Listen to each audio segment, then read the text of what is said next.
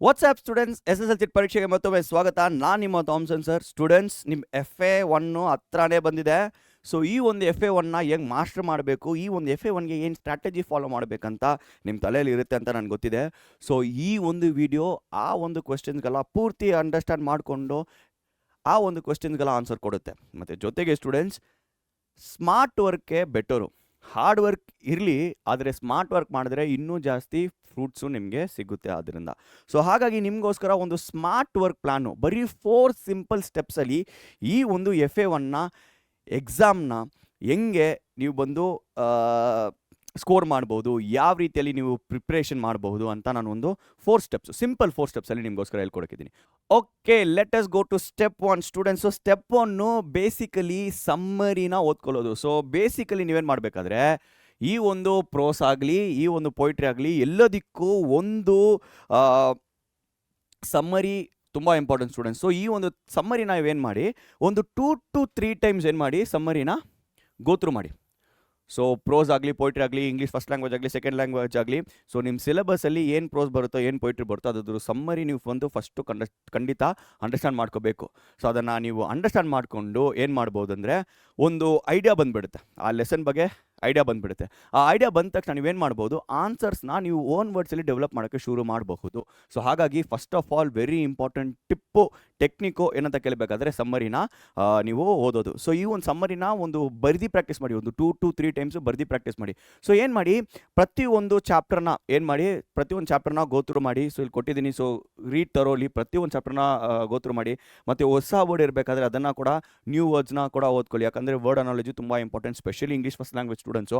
ಅದರ ಆದಮೇಲೆ ಏನು ಮಾಡಿ, ಸೊ ಆ ಒಂದು ಮೇನ್ ಐಡಿಯಾ ಏನಿದೆ, ಆ ಒಂದು ಲೆಸನ್ದು ಮೇನ್ ಐಡಿಯಾ ಏನಿದೆ, ಈಗ for example wrong man in workers paradise, ಆ ಒಂದು ಲೆಸನ್ದು ಮೇನ್ ಐಡಿಯಾ ಏನಿದೆ ಅದನ್ನು ನೀವು ಓದ್ಕೊಂಡ್ರೆ ನಿಮಗೆ ಸಾಕಾಗುತ್ತೆ. ಸೊ ಇನ್ನೊಂದು, ಈ ಒಂದು ಟಿಪ್ಸ್ ಇದೆ ಗೊತ್ತಾ, ಅಂಡರ್ಲೈನ್ ಇಂಪಾರ್ಟೆಂಟ್ ಪಾಯಿಂಟ್ಸ್. ಸೊ ಒಂದು ಲೆಸನಲ್ಲಿ ಒಂದು ಇಂಪಾರ್ಟೆಂಟ್ ಪಾಯಿಂಟ್ ಇರಬೇಕಾದ್ರೆ ಅದನ್ನು ಅಂಡರ್ಲೈನ್ ಮಾಡೋಕ್ಕೆ ನೀವೇನು ಮಾಡಿ, ಶುರು ಮಾಡಿ. ಸೊ ಈ ರೀತಿ ನೀವು ಮಾಡ್ತಾ ಹೋದರೆ ಸ್ಟೂಡೆಂಟ್ಸ್ ಏನಾಗುತ್ತೆ ಗೊತ್ತಾ, ನೀವು ಈಸಿಯಾಗಿ ಆ ಒಂದು ಲೆಸನಲ್ಲಿ ಪೂರ್ತಿನ ಓದೋಕ್ಕೆ ಅವಶ್ಯಕತೆ ಇರೋದಿಲ್ಲ. ಮೇನ್ ಪಾಯಿಂಟ್ಸ್ನ ನೀವು ಅಂಡರ್ಲೈನ್ ಮಾಡ್ಕೊಂಡು ಇಟ್ಟಿದ್ರೆ, ಅದಿಟ್ಕೊಂಡೆ ನೀವೇನು ಮಾಡ್ಬೋದು, ಒಂದು ಸಮ್ಮರಿನ ಫಾರ್ಮ್ಯಾಟ್ ಮಾಡ್ಬೋದು. ಸೊ ಹಾಗಾಗಿ first simple and best point ಏನಂತ ಕೇಳಬೇಕಾದ್ರೆ, ಒಂದು ಪ್ರೋಸ್ ಆಗಲಿ, ಪೊಯಿಟ್ರಿ ಆಗಲಿ, ಅದರದ್ದು ಸಮ್ಮರಿ ನಿಮಗೆ 100% ಗೊತ್ತಿರಬೇಕು. ಸೊ ಓದಿರುವ ಒಂದು ಸಮ್ಮರಿನ 2 to 3 ಟೈಮ್ಸ್ ಬಂದು ರಿವೈಸ್ ಮಾಡಿ ಪ್ರಾಕ್ಟೀಸ್ ಮಾಡಿಟ್ಟಿರಿ. ಸೊ ಕೊನೆಗೆ ಲೆಸನ್ನ ಓದಬೇಕಾದ್ರೆ ಇಂಪಾರ್ಟೆಂಟ್ ಪಾಯಿಂಟ್ಸ್ನ ಏನು ಮಾಡಿ, ಅಂಡರ್ಲೈನ್ ಮಾಡ್ತಾ ಓದ್ತಾ ಬನ್ನಿ. ಓಕೆ, ಸೊ ಮುಂದೆ ಹೋಗೋಣ. Learn important question from each lesson. So ಪ್ರತಿಯೊಂದು ಲೆಸನ್ಗೂ ಇಂಪಾರ್ಟೆಂಟ್ ಕ್ವೆಶ್ಚನ್ಸ್ ಅಂತ ಇದ್ದೇ ಇರುತ್ತೆ ಸ್ಟೂಡೆಂಟ್ಸ್.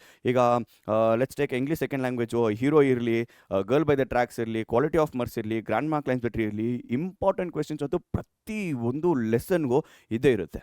ಆ ಒಂದು ಇಂಪಾರ್ಟೆಂಟ್ ಕ್ವೆಶ್ಚನ್ಸ್ನ ಸಮ್ಮರಿನ ಓದ್ಬಿಟ್ಟು ಆ ಒಂದು ಇಂಪಾರ್ಟೆಂಟ್ ಕ್ವೆಶ್ಚನ್ಸ್ನ ಪ್ರಾಕ್ಟೀಸ್ ಮಾಡ್ತಾನೆ ಇರಿ.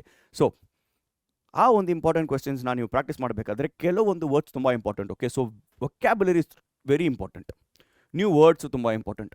ಆ ಒಂದು ವರ್ಡ್ಸ್ ರೀತಿನೇ ನೀವೇನು ಮಾಡಬಹುದು, ಆನ್ಸರಲ್ಲಿ ಬರಿಬೋದು.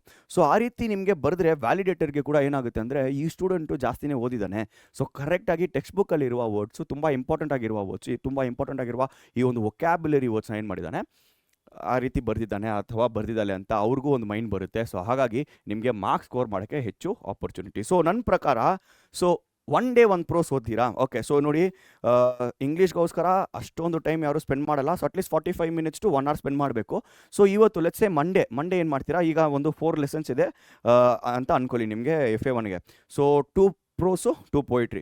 ಸೊ 1 ಡೇ 1 ಪೋಮ್ ಓದಿದ್ರೆ ಅದ್ರದ್ದು ಸಮ್ಮರಿ ಓದ್ಕೊಂಡು ನೆಕ್ಸ್ಟ್ ಏನು ಮಾಡ್ತೀರಾ, ಆ ಒಂದು ಪರ್ಟಿಕ್ಯುಲರ್ ಪ್ರೋಸ್ದು ಇಂಪಾರ್ಟೆಂಟ್ ಕ್ವೆಶ್ಚನ್ ಪ್ರಾಕ್ಟೀಸ್ ಮಾಡ್ತೀರಾ. ಹಂಗೆ ಮುಂದೆ ಹೋಗಬೇಕಾದ್ರೆ ಪೊಯಿಟ್ರಿ. ಸೊ ಒಂದಿನ ಪೊಯಿಟ್ರಿ, ಈಗ ಮಂಡೇ ಪ್ರೋಸ್ ಓದಿದ್ರಾ, ಟ್ಯೂಸ್ಡೇ ಏನು ಮಾಡಿ, ಪೊಯಿಟ್ರಿ ಓದಿ. ಅಗೇನ್ ಪೊಯಿಟ್ರಿ ಕೂಡ ಹೆಂಗೆ ಓದಬೇಕು, ಫಸ್ಟು ಸಮ್ಮರಿನ ಖಂಡಿತ ಅರ್ಥ ಮಾಡಿಕೊಂಡು ಸೊ ನೆಕ್ಸ್ಟು ಇಂಪಾರ್ಟೆಂಟ್ ಕ್ವೆಶ್ಚನ್ಸ್ಗೆ ಬನ್ನಿ. ಸೊ ಆ ರೀತಿ ನೀವೇನು ಮಾಡ್ಬೋದು, ಎಫಿಷಿಯೆಂಟಾಗಿ ಒಂದು 45 minutes to 1 hour ಒಂದು ಡೇಯಲ್ಲಿ ನೀವು ಸ್ಪೆಂಡ್ ಮಾಡಿದ್ರೆ ಸಾಕು. 4 ಡೇಸಲ್ಲಿ ಏನು ಮಾಡ್ಬೋದು ನೀವು, ಬರೀ 4 ಡೇಸಲ್ಲಿ, 4 ಡೇಸ್ ಅಂತೂ ಕೂಡ 4 hours ಮ್ಯಾಕ್ಸಿಮಮ್ ನೋಡಬೇಕಾದ್ರೆ, 1 ಡೇಗೆ 1 hour ಅಂದರೆ 4 hours ನೀವೇನು ಮಾಡ್ಬೋದು, ಈ ಒಂದು FA1ಗೆ ಇಂಗ್ಲೀಷ್ ಸಬ್ಜೆಕ್ಟೇ ಹೆವಿಯಾಗಿ ಸ್ಟ್ರಾಂಗ್ ಆಗಿ ನೀವು ಏನು ಮಾಡ್ಬೋದು, ಪ್ರಿಪೇರ್ ಆಗ್ಬೋದು students. Okay, so this is one simple technique. ಏನು ಮಾಡಿ, ಒಂದು ದಿನಕ್ಕೆ ಒಂದು summary plus important questions 1 hour ಆಗಲಿ, 1 hour ನೀವೇನು ಮಾಡ್ಬೋದು, ಮುಗಿಸ್ಬೋದು. So do that for 4 continuous days. 4 ಡೇಸಲ್ಲಿ, ಇನ್ 4 ಡೇಸ್ 4 hours ಸ್ಪೆಂಡ್ ಮಾಡಿ ನೀವೇನು ಮಾಡಿರ್ತೀರಾ, ಈ ಒಂದು ಲೆಸನ್ಸ್ನ ನೀವೇನು ಮಾಡಿರ್ತೀರಾ, ಸ್ಟ್ರಾಂಗ್ ಆಗಿರ್ತೀರಾ. ಓಕೆ, ಸೊ ಮುಂದೆ ಹೋಗೋಣ.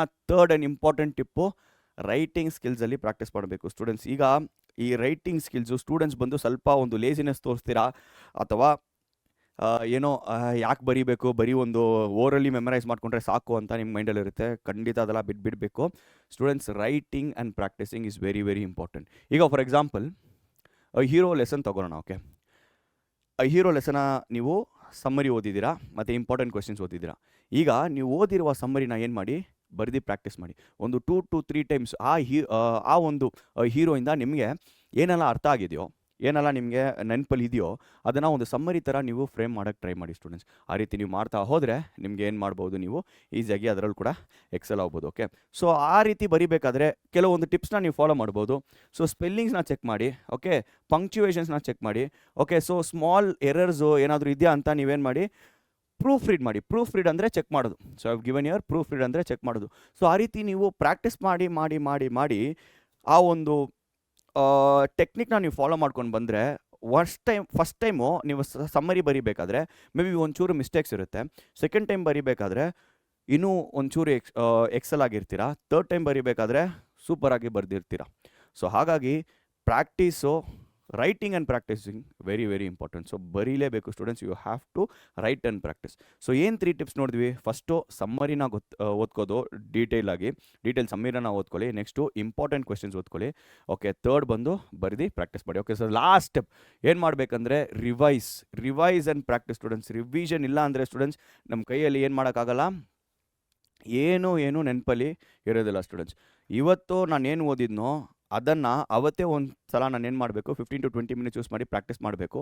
ಅದಾದಮೇಲೆ ಆ ವೀಕಲ್ಲಿ ಕೂಡ ನಾನೇನು ಮಾಡಬೇಕು, ಒಂದು 30 to 40 ಮಿನಿಟ್ಸ್ ಸ್ಪೆಂಡ್ ಮಾಡಿ ರಿವಿಷನ್ ಮಾಡಬೇಕು. ಓಕೆ, ಸೊ ಏನು ಮಾಡಿ, ರಿವ್ಯೂ ಮಾಡಿ, ಲೆಸನ್ಸ್ ಆ್ಯಂಡ್ ಗ್ರಾಮರ್ ನೋಟ್ಸ್ನ ರಿವ್ಯೂ ಮಾಡಿ.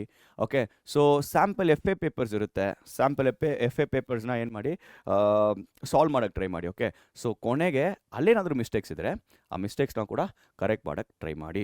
ಸೊ ಇಷ್ಟನ್ನು ನೀವು ಮಾಡ್ತಾ ಹೋಗಿ ಸ್ಟೂಡೆಂಟ್ಸ್. ಇಷ್ಟನ್ನು ನೀವು ಮಾಡಿದ್ರೆ ನೀವೇನು ಮಾಡ್ಬೋದು, ಎಕ್ಸೆಲ್ ಆಗ್ಬೋದು ಸ್ಟೂಡೆಂಟ್ಸ್. ರಿವಿಷನ್ಗೆ 15 to 20 ಮಿನಿಟ್ಸೇ ಸ್ಪೆಂಡ್ ಆಗುತ್ತೆ ಸ್ಟೂಡೆಂಟ್ಸ್ ಅಷ್ಟೇ. So apart from that 1 hour of your studies, ಆ ಒಂದು 1 hourನ ಬಿಟ್ಟು ಈ ಒಂದು 15-20 ಮಿನಿಟ್ಸ್ ನೀವು ರಿವಿಷನ್ ಕೂಡ ಖಂಡಿತ ಮಾಡ್ತಾ ಬಂದರೆ ಸ್ಟೂಡೆಂಟ್ಸ್ ನೆನಪಲ್ಲಿ ಇನ್ನೂ ಉಳಿಯುತ್ತೆ students. You can recall a lot of things.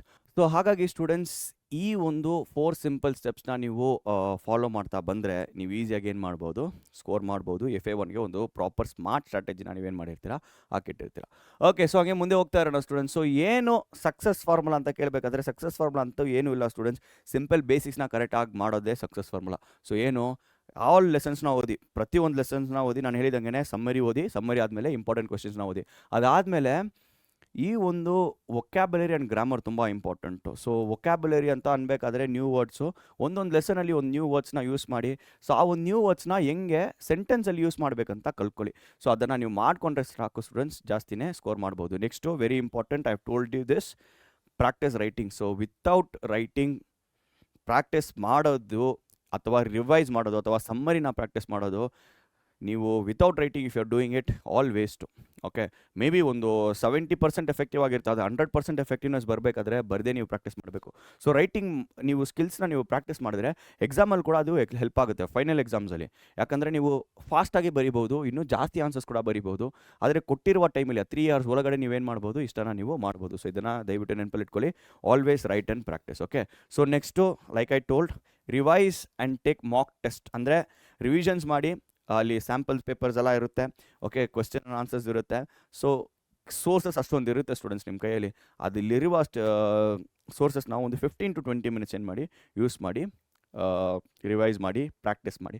ಈ ರೀತಿ ಪ್ರಾಕ್ಟೀಸ್ ಮಾಡ್ತಾನೆ ಇರಿ. Test your self. ನೀವೇ ನಿಮ್ಮನ್ನು ಟೆಸ್ಟ್ ಮಾಡ್ಕೊಳ್ಳಿ. ಓಕೆ, ಈಗ for example let me tell one example and end this. Hero ಅಂತ ಪ್ರೋಸ್ ಇದೆ. ಆ ಹೀರೋ ಅಂತ ಪ್ರೋಸಲ್ಲಿ ಏನು ಮಾಡಿದ್ದೀರಾ, ಸಮ್ಮರಿನ ಬರ್ದಿದ್ದೀರಾ. ಈಗ ಸಮ್ಮರಿ ಬಂದು ಮೆಮರೈಸ್ ಮಾಡಿದ್ದೀರಾ. ಮೆಮರೈಸ್ ಮಾಡಿರುವ ಈ ಒಂದು ಸಮ್ಮರಿನ ಬರೆದು ಪ್ರಾಕ್ಟೀಸ್ ಮಾಡಿ.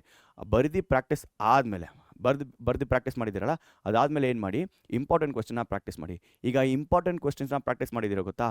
ಸೊ ಬುಕ್ನ ಮುಚ್ಕೊಂಡು ನೀವೇ ಏನು ಮಾಡಿ, ಆ ಕ್ವೆಶ್ಚನ್ಸ್ ಎಲ್ಲ ಎತ್ಕೊಂಡು, ಹೀರೋಯಿಂದ ಬರುವ ಇಂಪಾರ್ಟೆಂಟ್ ಕ್ವೆಶ್ಚನ್ಸ್ ಎಲ್ಲ ಎತ್ಕೊಂಡು ಆನ್ಸರ್ ಮಾಡೋಕ್ಕೆ ನೀವೇ ಪ್ರಯತ್ನ ಪಡಿ. ಸೊ ಇದನ್ನು ನೀವು ಮಾಡ್ತಾ ಹೋದರೆ ನಿಮ್ಮ ಸ್ಟ್ರಾಟಜಿ ಅಂತೂ ಸ್ಟ್ರಾಂಗ್ ಇರುತ್ತೆ. Okay, so yes students, thank you all for watching this video. So ಈ ಒಂದು ವಿಡಿಯೋ ಇಷ್ಟ ಆಗಿದ್ರೆ ಲೈಕ್ ಮಾಡಿ, ಶೇರ್ ಮಾಡಿ, ಕಾಮೆಂಟ್ ಮಾಡಿ.